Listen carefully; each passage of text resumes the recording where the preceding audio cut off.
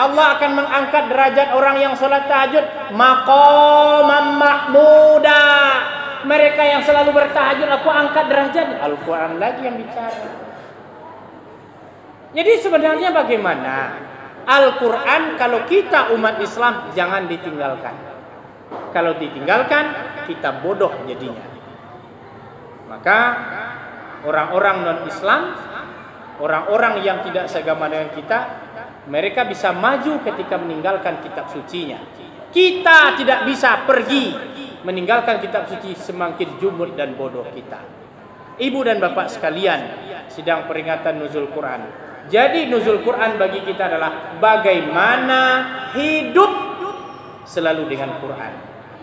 Tiada hari tanpa baca Quran. Baca Quran berpahala, baca Quran tidak. Baca Quran berpahala, baca pasebo.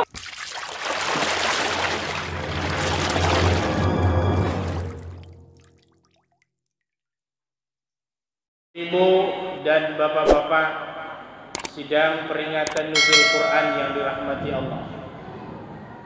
Beberapa menit ke depan kita akan mengupas lebih tuntas sekaitan peringatan nuzul Quran ini.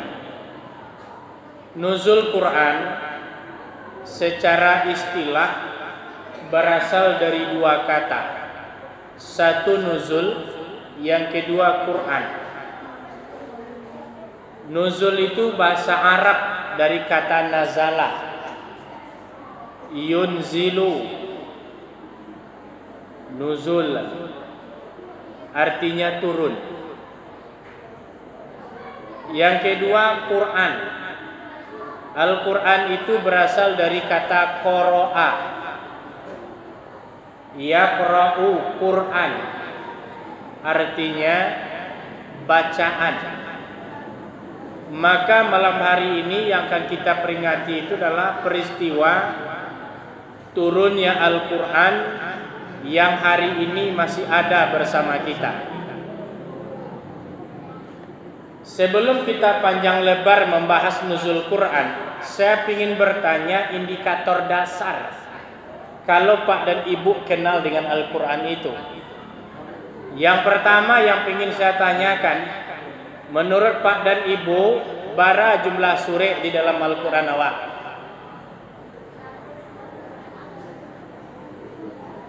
Bara? Jumlah suratnya berapa? Kok iya wak punya Al-Quran? Kita hafal identitasnya. Berapa jumlah suratnya? 114. Jumlah juznya berapa? Berapa? 30 juz. Yang Bapak Ibu hafal 30 juz atau juz 30? Ya? Ini kan nanya global saja. Jumlah Al-Quran kita 30 juz. Oke, setuju saya. Yang hafalnya 30 juz atau juz 30? Juz 30 saya nggak percaya juga. Paling-paling nanti tinggal 4 atau 5. 40 tambah An-Nas, tambah Qul Huwallah, tambah Wal Asri, tambah Inna A'tina. Berapa dapat? 1/4 juz. Oke, yang kedua saya tanyakan, kalau kita punya Quran, Al-Quran kita ini jenisnya ada berapa jenis? 2. 1 Makkiyah, 1 Madaniyah. 1 surat yang diturunkan di kota Mekah, yang satu lagi surat-surat yang diturunkan di kota Madinah. Kalau cirinya yang di kota Mekah, seruannya bersifat umum. Ya ayyuhan nas. Itu Mekah itu. Pendek-pendek lagi. Qul a'udzu birabbin nas. Itu Makkiyah. Kalau yang di Madinah panjang. Benderanya jelas. Ya ayyuhalladzina amanu. Kalau sudah pakai kata amanu, itu panggilannya sudah datangnya di kota Madinah. Ini identitas Al-Quran kita harus tahu. Jumlah suratnya 114, juznya 30, jenis ayatnya, jenis suratnya makiyah dan madaniyah. Jenis ayatnya ada 2, muhkamat dan mutasyabihat. Muhkamat ayat-ayat Al-Quran yang bisa dipahami dan diambil maknanya. Contoh, ya ayyuhalladzina amanu kutiba alaikumusiyam. Orang semuanya paham itu. Hai orang-orang yang beriman, diwajibkan atasmu berpuasa. Itu namanya muhkamat. Tapi kalau yang mutasyabihat orang kagak tahu. Alif lam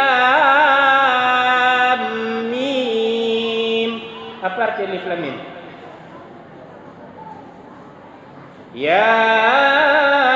Yasin. Apa arti Yasin? Allah Maha tahu. Jadi kalau dia baca Quran alif lam mim, hanya Allah yang tahu maksudnya. Itu enggak terjemahan, kagak perlu diomongin.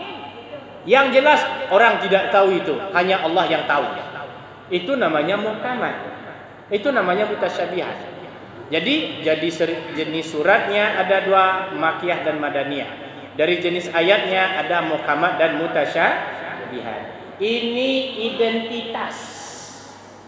Kalau ngaku umat Muhammad punya kitab suci Quran, ini identitasnya harus tahu. Malah yang paling kecil saya tanyakan sama ibu dan bapak. Abjad Al-Quran itu disebut dengan huruf hijaiyah. Berapa jumlah huruf hijaiyahnya? Nah, kalau yang ngaku punya Quran, berapa huruf abjad Al-Quran? Huruf hijaiyah lah biar cepat. Berapa? 29, 30. Alif, ba, ta, sa, ja, ha, kho, dal, dal, ro, zai, sin, shin, sod.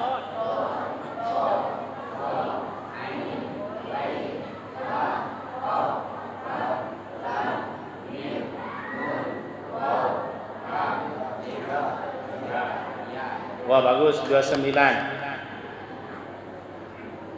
Yang paling hafal surat pendeknya apa?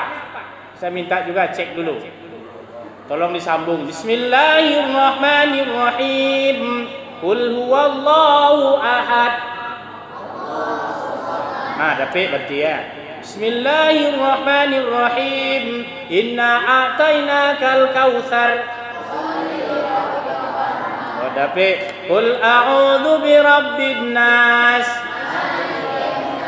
Lam yakunil ladzina kafaru min ahlil kitab. Galak lah itu. Nak dapat lah. Itu baru kita. Sekarang kita mau peringatan tiap tahun peringatan nuzul Quran. Sementara identitasnya tidak hafal. Nah, sekarang disampaikan identitas Al-Quran itu yang penting itu. Kalau ditambah masih bisa juga. Itu Al-Quran dicetak di mana? Kan sampai bulan nanti kajian ke sana. Nah, tinggalkanlah itu. Kita kembali. Ibu dan bapak, di dalam Quran itu secara keseluruhan nih, Al-Quran itu isinya dua. Apa yang dua itu? Pertama, kabar gembira. Yang kedua, kabar petakut. Itu isinya. Kabar petakut itu ada jenisnya, tauhid, akidah, dan segala macam, sudah bagi jenisnya. Pada garis besarnya Al-Quran kita isinya dua. Kabar tentang berita petakut dan kabar tentang berita gembira. Kita tengok berita gembiranya dulu. Orang kan pada suka dengar berita gembira, Pak ya. Tidak mau berita penakut, tidak mau. Apa berita gembiranya? 1. Surat Al-Baqarah ayat 35. Bismillahirrahmanirrahim. Wa basyiril ladzina amanu wa 'amilus solihati anna lahum jannatin tajri min tahtihal anhar Itu berita gembiranya. Beri kabar kepada saudaramu yang punya iman, yang punya amal soleh. Apa untuknya? Jannatin tajri min tahtihal anhar. Untuk mereka yang beriman, untuk mereka yang beramal soleh, masuk surga. Itu beritanya. Ada anak pak dan ibu yang pingin masuk surga? Pingin. Diceritakan di surga itu tajri min tahtihal anhar, mengalir sungai. Di dalam beberapa hadis dijelaskan sungai itu airnya susu, lantainya emas. Bayangkan kalau mandinya pakai air susu, tambah bersih atau tambah hitam? Tambah putih dia. Itu kabar gembiranya. Maka kalau diberikan kabar gembira, orang pada gembira semua. Yang kedua kabar gembiranya, wa'adallahu alladhina amanu wa amilus solihati lahum jannah. Allah berjanji untuk mereka yang punya iman, yang punya amal soleh, untuk mereka surga. Jadi kalau sudah Quran yang bicara, percayalah itu betul janjinya. Allah janjikan mereka yang beriman, yang punya amal soleh, baginya surga. Ini kabar gembira juga. Kabar gembira nomor 3, surat As-Surah ayat 5. Takadus samawati wal ar yatafattarna min fawqihinna. Hampir pecah langit bagian atasnya. Kenapa? Wal malaikatu yusabbihuna bihamdi rabbihim. Para malaikat itu bertasbih memuji Tuhan. Wa yastaghfiruna liman fil ar. Lalu mereka malaikat itu berdoa untuk orang yang berada di bumi. Bayangkan, malaikat berdoa untuk orang yang berada di bumi. Itu berita gembiranya. Pertanyaannya Pak, Bu, kira-kira kita enggak? Apakah kita orang yang didoakan malaikat itu? Orang yang didoakan malaikat itu siapa? Wa yastaghfiruna lilladzina amanu. Tengok lagi. Berita gembira yang didoakan malaikat, pertama mereka orang beriman. Yang kedua, lilladzina tabu. Mereka yang mau bertaubat dari kesalahannya didoakan oleh malaikat. Yang ketiga, wattabi' sabiluka. Mereka yang hidup sesuai dengan aturan agama. Bukan aturan agama dipaksakan sesuai dengan kehidupannya. Itu yang didoakan malaikat. Saya sangat rindu didoakan malaikat. Kenapa? Saya ingat sebuah kisah.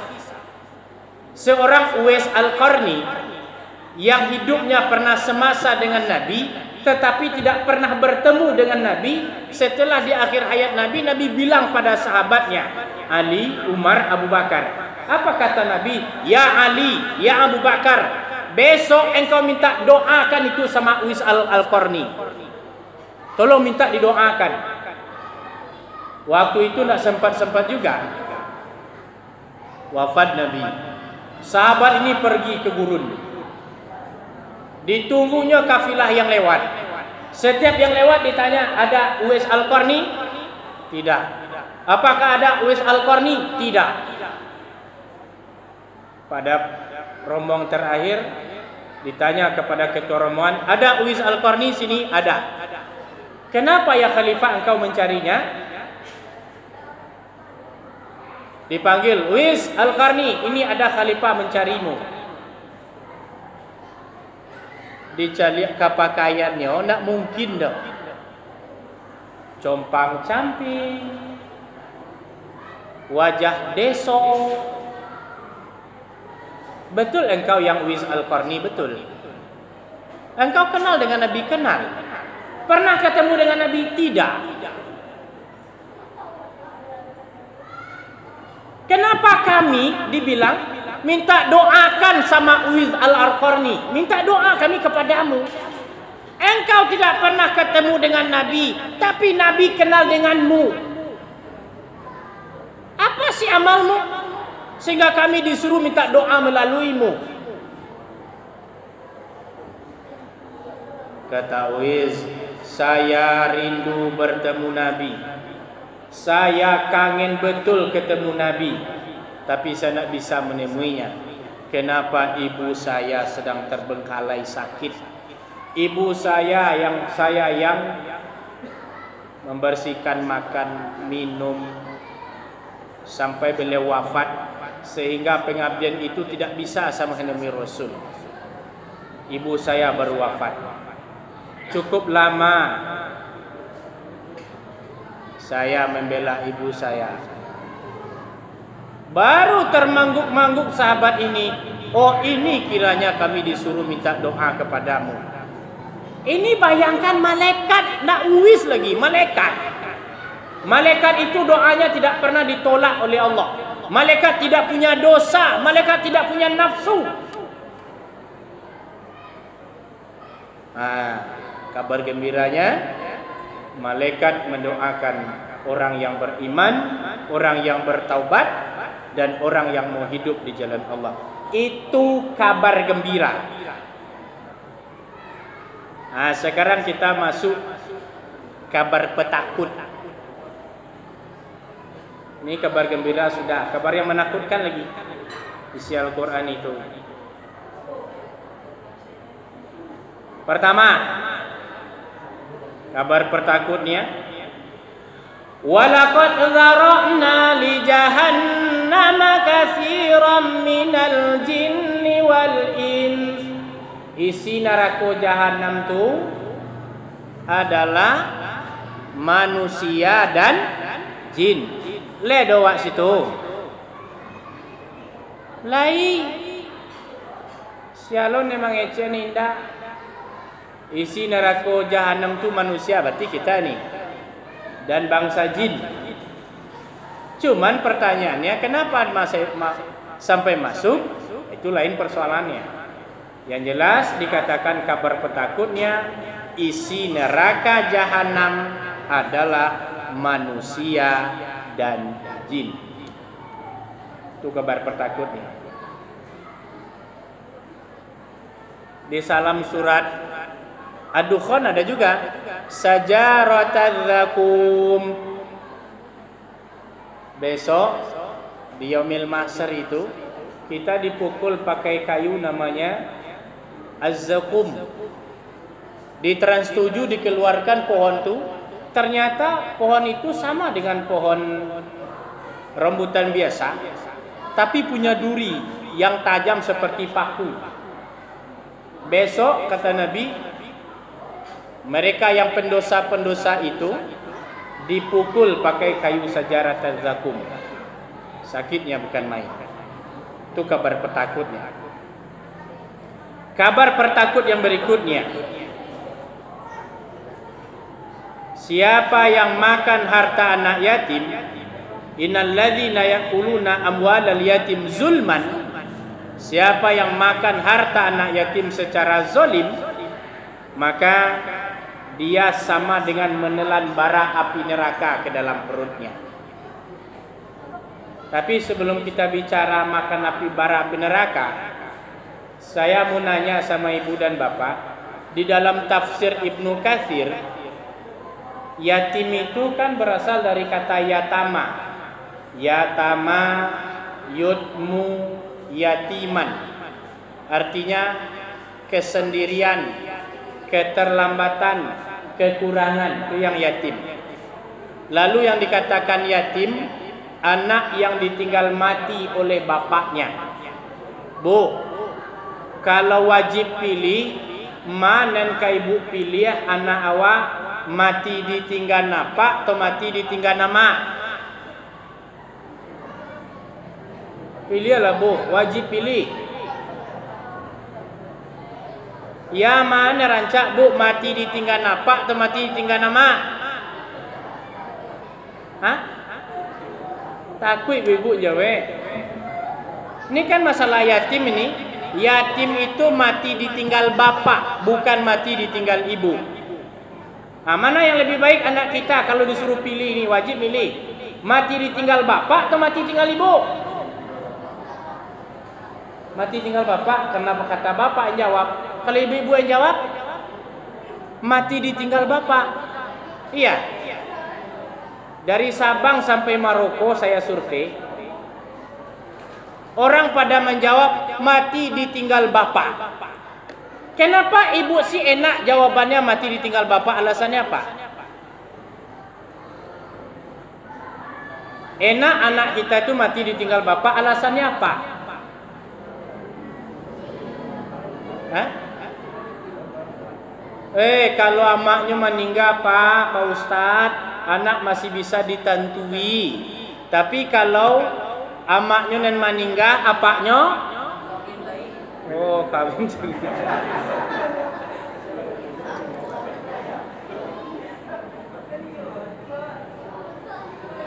Berarti Maya rancak ditinggal mati apa atau mati tinggal amak? Apa ya?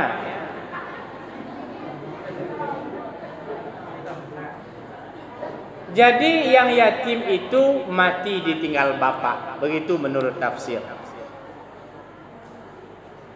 Nanti jangan pula berubah pemahaman. Ini ada yang mati ditinggal ibunya. Karena mendengar kaji malam hari ini yang yatim itu mati ditinggal bapak, nak dibantu lagi yang mati tinggal ibu. Persoalan bantuan itu kondisional. Tetap bantu. Ada enggak orang yang makan harta anak yatim itu banyak? Disuruh anak yatim minta-minta sana sini, dia ngumpulin duitnya. Atau orang ngasih duit sama anak yatim, dia bilang biar tante yang ngumpulin, besok duitnya habis. Orang yang makan harta anak yatim itu sama dia memasukkan bara api neraka ke dalam perutnya. Itu berita pahitnya.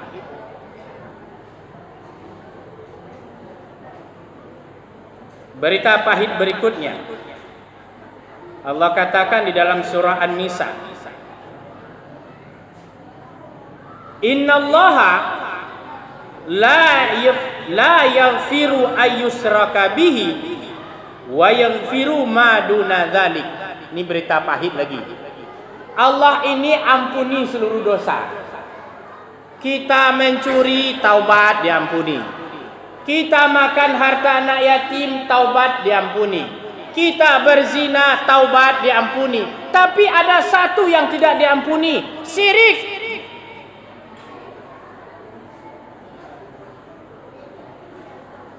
Awak nak do bersyirik, do ya indaklah ke dukun. Kalau nak naik jabatan awak, baca rupanya naik, pai ke mbah dukun. Kalau ditolak cinta awak, pai ke mbah dukun. Indak dapet minantu do, lapaya anak awak mencari, pai ke mbah dukun. Ketika pergi begitu, namanya ayyus rokabihi. Walaupun segudang dosanya, tapi dia taubat, masih Allah ampuni. Tetapi kalau dia syirik, maaf kata Allah, yang lain ku ampuni, yang satu itu tidak. An-Nisa surat. Ini berita pahit. Berita pahit berikutnya, al-yauma nakhtimu ala afwahihim. Ketika hari berbangkit telah tiba, hari itu nakhtimu ala afwahihim, mulut kita ini terkunci semuanya. Wa tukallimuna aydihim, dia akan bicara tanganmu. Wa tashhadu arjuluhum, kakimu yang jadi saksinya. Bima kanu yaksibun, tentang apa yang kamu kerjakan. Kemudian berita pahit berikutnya. Aku nempel yang pahit, tapi harus disampaikan. Wa may ya'su, siapa yang hidup an dzikrir rahman, berpaling jauh dari Al-Quran atau tidak mau membaca Quran, nuqayyid lahu, Allah tetapkan baginya syaitanan, setan jadi konconya.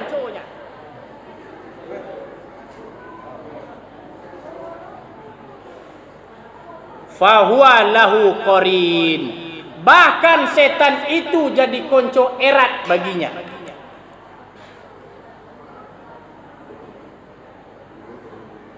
Konen pahitnya Pak, Bu.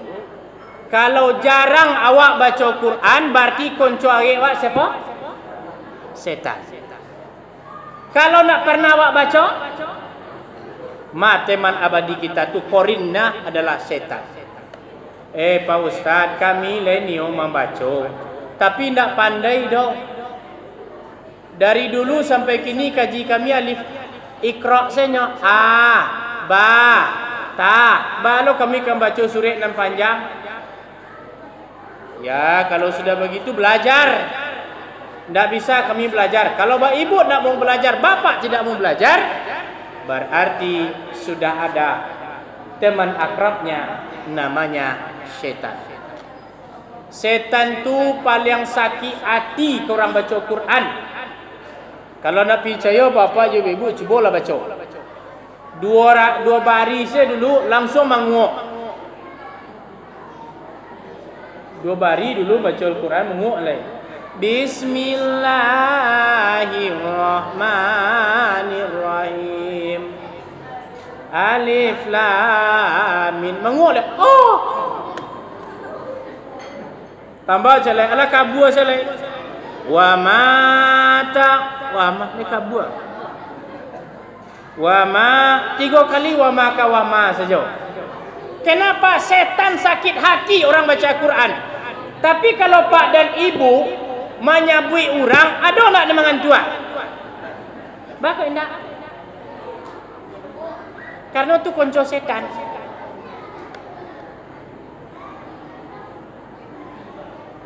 Ketika dia jauh dari Al-Quran sampai dia tidak pandai membacanya, apa kata Allah? Yaumal qiyamatil a'ma. Besok di yaumil mahsyar dihalau dalam keadaan buta. Dalam keadaan buta.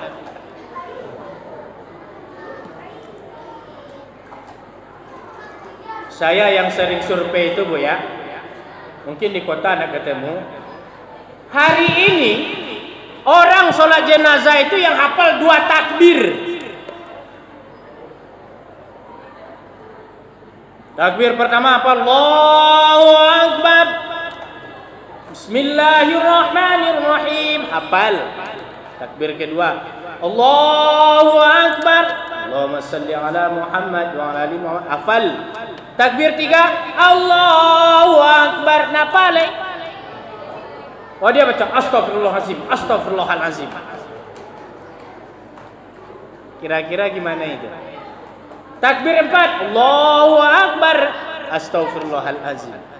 Kenapa nak bisa baca ibu, bapak? Bilangnya jawabannya banyak. Tak pandai mengaji, sakit ketik dapat MDA, alasannya banyak.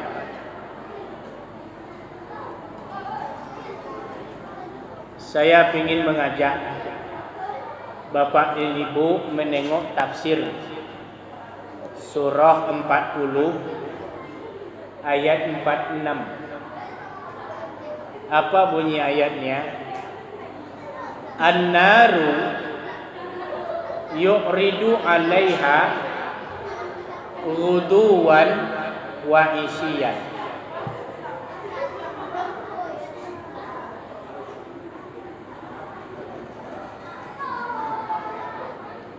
Mereka yang kafir tidak mau sholat, tidak mau baca Quran, di waktu sakratul maut, an-nar, neraka, yu'ridu 'alaiha, diperlihatkan kepadanya di pagi dan di sore hari. Ketika itu telah diperlihatkan kepadanya, hijab gaibnya terbuka, barulah dia menangis. Jadi yang apa ibu lihat orang meninggal itu akan meninggal, air matanya keluar, itu bukan karena anaknya belum datang, karena dibukakan kepadanya bahwa betapa ganasnya neraka. Dia mau berteriak tapi suara tidak keluar. Dia mau minta tolong tapi tidak bisa lagi.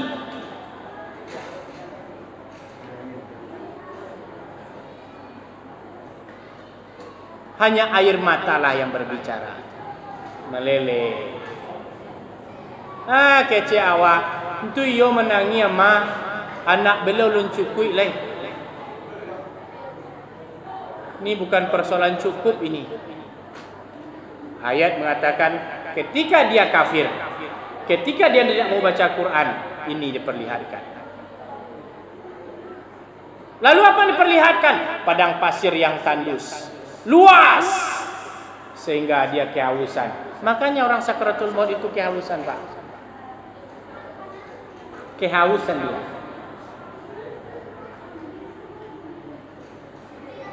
Kalau dalam kubur gelap, ada yang terang. Siapa yang terang? Yang sehari-harinya baca Quran.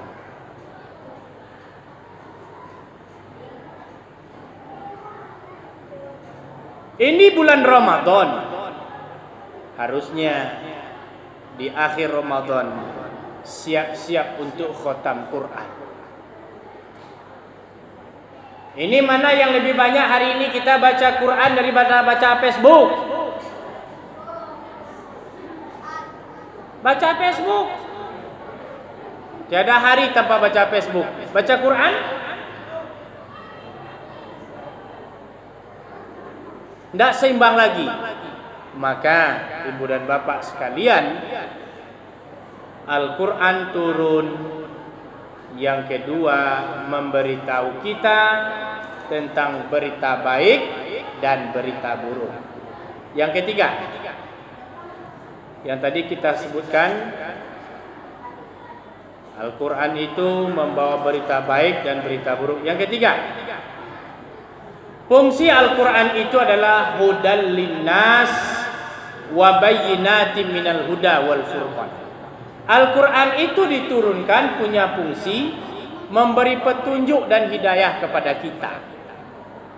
Kalau mau hidup ini selamat, mau hidup ini bahagia, mau hidup ini damai, kembali ke Al-Quran. Ikuti apa yang ada dalam Al-Quran. Karena seluruh perseluk-beluk kehidupan itu ada. Sebutlah masalah apa? Ada.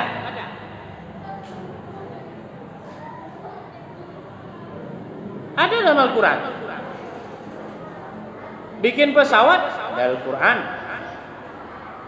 Oh, Nanggala tenggelam ada dalam Al-Quran, Satil Bahrinya. Kita beda dengan saudara sebelah. Mereka meninggalkan kitab sucinya, pintar dia. Kita kalau meninggalkan kitab suci semakin bodoh dan jumud jadi orang. Ini bedanya. Mereka tinggalkan kitab-kitab mereka, mereka semakin cerdas. Kita kalau semakin meninggalkan kitab suci, semakin jauh ilmunya di bawah. Di dalam Al-Quran itu ada contoh orang tua sukses. Siapa contohnya? Luqman. Luqman itu orang Afrika, hitam legam, hidup pada masa Nabi Musa. Kenapa Al-Quran menceritakannya? Dia menyampaikan ajaran tauhid. Apa katanya kepada anak? Ya bunayya, wahai anakku, aqimis sholat. Dia beri petunjuk, wahai anakku dirikan sholat. Belum ada lagi Nabi Muhammad, dia sudah diperintahkan anaknya sholat. Kita sudah ada Al-Quran, hidup pada masa Nabi Muhammad, diperintah anaknya sholat. Kalau dalam hadis, bila sudah lewat usianya dari 6 tahun, kalau nak mau solat, pukul fadrik. Lai tahu apa-apa menokok anak nak solat gini. Ha? Ibu-ibu kuadu anak nak solat, lai tahu menokoknya. Indak Ustaz, awak mikun nyo tokoknya. Takui awak lah kena tokok.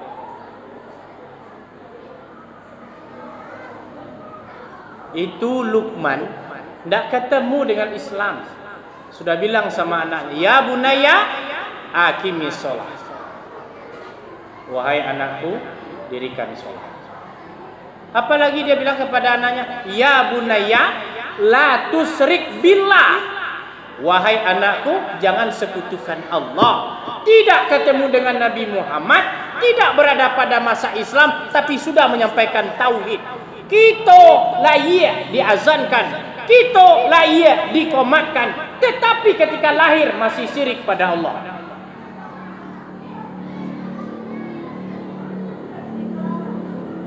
Pakai gelang anti pelasi, pakai dukun, pakai kalung anti pelasi.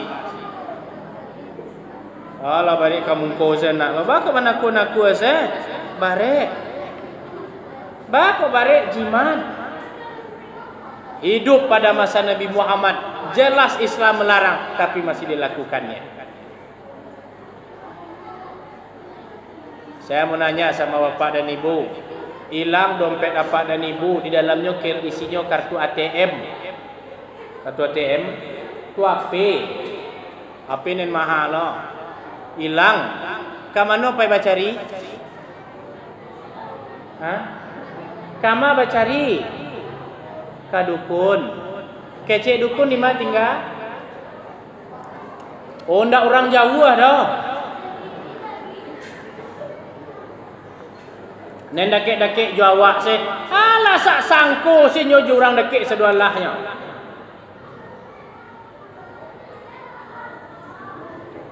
Yo panyang nyo sulua di dukun bawa kamari asam 3 macam. 5 bahasa kirenya, 5 purui, 5 lunggo, 5 kantang. Kalau nak inyo na manurui, awak nan datang kan begitu. Layu lo dibacon mantra. Dah diambil asam tadi dibalak, dibacon mantranya, selasak balik pintu, kok lasak imo dia itu. Puah, gitu. Keceknya, seran aye 5 ko sekeliling rumah. Nasi lo ko layo lo. Jam 2 balik malam naseran sekeliling rumah. Besok pagi kamari balik. Apa lagi bila waseranku lai basobo indah tentu indah ka basobo ayah na baseraan rusak akidahnya itu. Luqman tidak pernah bertemu dengan Nabi, tapi dia bilang sama anaknya, "Ya bunayya la tusyrik billah." Kita ni aneh, baru lahir diazankan, baru lahir diikomatkan, tapi pekerjaannya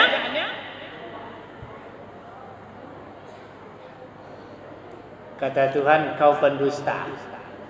Lain di mulut, lain di hati, janji tinggal janji. Padahal dia bilang, "Alastu bi rabbikum?" Qalu bala syahidna.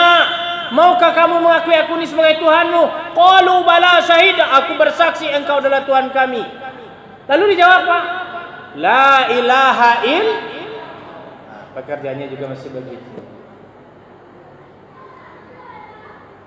Kalau sudah dijadikan Al-Quran sebagai petunjuk, malam sebagai senter, kalau gelap, siang sebagai payung, kalau hari panas, maka hidup ini tidak akan celaka seperti ini. Di dalam Al-Quran itu betapa banyak orang celaka yang disebutkan. Tuh, contohnya Luqman saja kita ambil, sudahlah tidak pernah bertemu dengan Nabi Muhammad, tapi dia menyampaikan isi Al-Quran.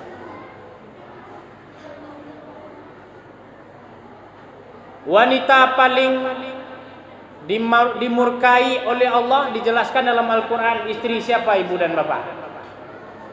Wanita yang dimurkai, istri Nabi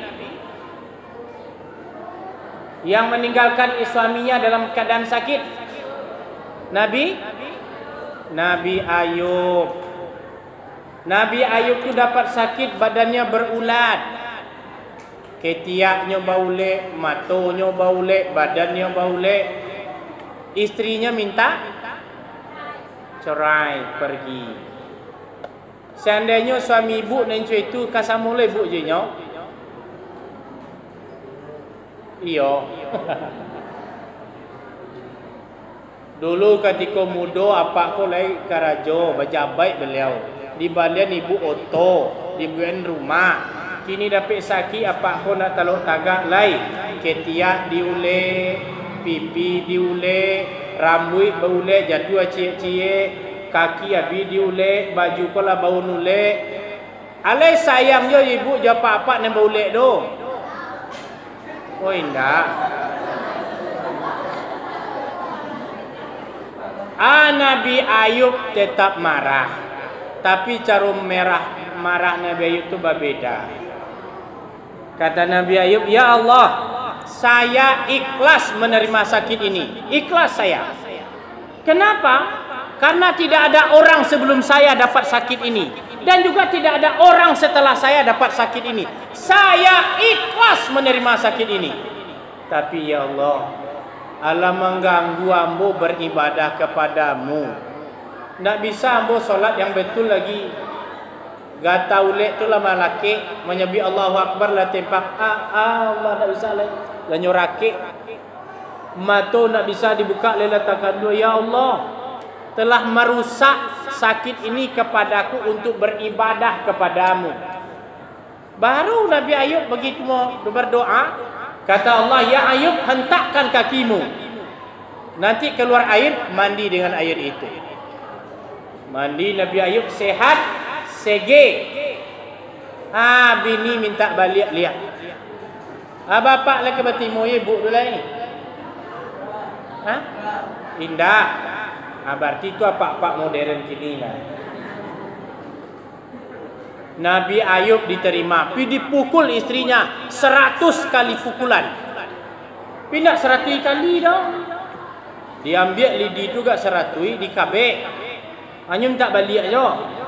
Dipungkang sekali pungkang 100. Diterima. Al-Quran bercerita. Apalagi banyak Allah akan mengangkat derajat orang yang salat tahajud, maqaman mahmuda. Mereka yang selalu bertahajud aku angkat derajat. Al-Quran lagi yang bicara. Jadi sebenarnya bagaimana? Al-Quran kalau kita umat Islam jangan ditinggalkan. Kalau ditinggalkan kita bodoh jadinya. Maka orang-orang non-Islam, orang-orang yang tidak seagama dengan kita, mereka bisa maju ketika meninggalkan kitab sucinya. Kita tidak bisa pergi meninggalkan kitab suci, semakin jumud dan bodoh kita. Ibu dan bapak sekalian, sidang peringatan nuzul Quran. Jadi nuzul Quran bagi kita adalah bagaimana hidup selalu dengan Quran. Tiada hari tanpa baca Quran. Baca Quran berpahala, baca Quran tidak. Baca Quran berpahala, baca Facebook tidak. Baca Quran berpahala, baca WA tidak. Tapi jangan kalah. Setiap detik dibuka WA-nya, tapi Qurannya ditinggalkan. Maka peringatan nuzul Quran kita mengingat kembali, mari selalu baca Quran, karena Al-Quran yang pertama turun itu adalah Iqra, membaca, bukan memahami. Maka kita disuruh baca. Nabi menjawab, ya Rasulullah, Iqra. Nya jawe ma'ana biqori'i. Saya tidak pandai baca.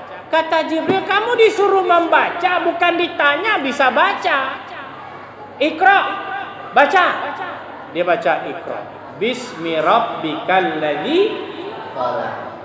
Jadi kenapa Nabi pertama kali disuruh membaca? Kita harus membaca. Kalau semakin banyak membaca, semakin banyak ilmunya.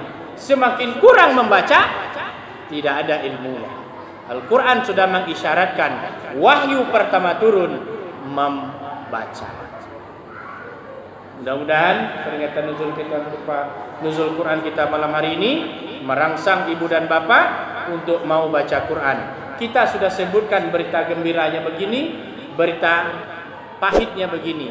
Tinggal satu lagi, mau nak berubah untuk menjadikan Al-Quran sebagai kebutuhan hidup kita sehari-hari. Fa'tabiru ya ulil absar la'allakum turhamun.